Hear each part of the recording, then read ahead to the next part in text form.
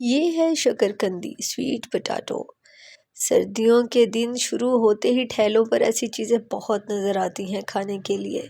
अगर ये घर पे बन जाए तो कैसा रहेगा। तो जनाब हमने शकरकंदी ले ली, उसको अच्छे से धो लिया और धोने के बाद हमने आलूओं की तरह छील लिया। ये देखिए जैसे आलू छीलते हैं ना, इस तरह से छीलेंगे और इसको हम ऐसे क्यूब्स में काट लेंगे। जो बहुत बड़ी होगी उसको हम 4 हिस्से में काट लेंगे, जो छोटी होंगी उसको हम 2-2 हिस्से में काट लेंगे और बहुत थोड़े पानी में हम इसको डालेंगे बर्तन में। मुझे बहुत ज़्यादा जल्दी थी इसलिए मैंने कुकर में डाली, अदरवाइज़ ये वैसे भी हो जाती है बहुत थोड़े पानी में। इसमें मैंने थोड़ा नमक डाला और थोड़ी चीनी डाली, क्योंकि बहुत सी शकरकंदी मीठी होती है लेकिन बहुत सी जो है ना वो मीठी नहीं होती। तो इसलिए इस दोनों का मुझे नहीं पता, मेरे पास 2 या 3 टुकड़े जो मैंने काटे उसमें से कौन सी मीठी थी कौन सी फीकी, इसलिए सबको लेवल का करने के लिए ना चीनी डाल ली। ले जी बॉयल हो गया, जस्ट 2 मिनट्स के अंदर, ज़्यादा नहीं करेंगे वरना चटनी और हलवा बन जाएगा। ठीक है जी, ये देखिए हो गया और बिल्कुल वैसे ही क्यूब्स इसके रहे, क्यूब्स ख़राब नहीं हुए इसके। जैसे हम शकरकंदी को बॉयल करने के बाद काटते हैं ना, ये टिप थी इसकी, तो उसके अंदर से धागे निकलते और क्यूब्स नहीं कटते, बिल्कुल चटनी बन जाते हैं। इसीलिए हमने पहले काटा बाद में बॉयल किया, पहले बॉयल करके बाद में नहीं काटा। अब देखें इसकी ये वो चटनी बन रही है जो कि हर घर में मौजूद होती है। अगर आलू बुखारा नहीं है, इमली नहीं है, खुबानी नहीं है, तो सिर्फ नींबू लीजिए, नींबू को निचोड़िए, थोड़ा सा पानी डालिए, अंदर थोड़ा सा सॉल्ट डालिए। सॉल्ट डालने के बाद इसको मिक्स करते जाएं और थोड़ी सी चीनी मज़ीद डालिए और उसके अंदर थोड़ी सी लाल मिर्च डालिए और चाट मसाला डालिए। ठीक है जी, काला नमक डालना चाहें वो भी डाल लें, अजवाइन डालना चाहें वो भी डाल लें।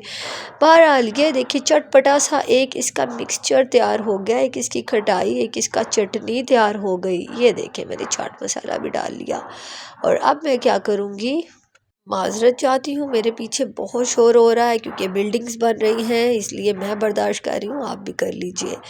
तो बहरहाल जी हमने ये शकरकंदी को एक अच्छे से बाउल में डाला और ऊपर से ये मिक्सचर को हमने ये देखें ऊपर से डाल दिया। इसको पोर करते ही हम इसको चमचा नहीं लगाएंगे, सिर्फ इस बाउल को पकड़ के थोड़ा थोड़ा हिलाएंगे और सारा मिक्सचर इसके अंदर जज़ब हो जाएगा।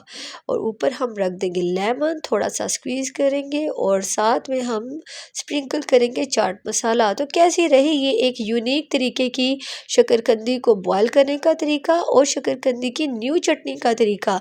क्योंकि आलू बुखारे, इमली और खुबानी की चटनियाँ तो बहुत डलती हैं, लेकिन जब ना घर में हो तो फिर क्या करें। और शकरकंदी को नए तरीके से उबालने का तरीका जो मैंने बताया, काटने का तरीका यानी कि काटने के बाद उबालने का, तो कैसा लगा ये नई रेसिपी शकरकंदी की। जनाब है ना एकदम लाजवाब रेसिपी। आपने बहुत सी रेसिपीज़ में देखा हुआ होगा कि शकरकंदी को उबालने के बाद काटा जाता है और वो काटते काटते बेड़ा गर्क हो जाता है, उसके साइडों से उसके धागे निकल जाते हैं और उसकी बिल्कुल भी तरतीब नहीं रहती काटने की, वो इस तरह क्यूब्स की तरह कट ही नहीं सकते, बिल्कुल मैश हो जाती है। ये देखिए जैसा कि मैं आपको दिखा रही हूँ, मैंने एक पीस उबाला छिलके के समेत, यानी कि काटने के बाद नहीं उबाला, मैंने इसको बॉयल करने के बाद काट रही हूँ, सिर्फ आपको दिखाने के लिए कि अगर हम इस तरीके से करते हैं तो देखिए छिलका उतारते हुए भी इसके सारे धागे निकल आते हैं, क्योंकि बहुत सी कम शकरकंदियाँ होती हैं जिसके अंदर धागा नहीं होता, वरना बहुत सी शकरकंदी धागे वाली ही होती है और बॉयल करने के बाद ही पता चलता है कि इसके अंदर धागा मौजूद है। इसीलिए कैसे पता, अब पता तो नहीं चल सकता, तो फिर क्या करें हम कि ये जो है ना बिल्कुल क्यूब की तरह कटे। तो उसके लिए वही रेसिपी जो मैंने आपको बताई कि पहले उसको काटे छीलने के बाद, धोने के बाद और छीलने के बाद काट के बाद में बॉयल करें बिल्कुल थोड़े पानी में 1 मिनट के लिए।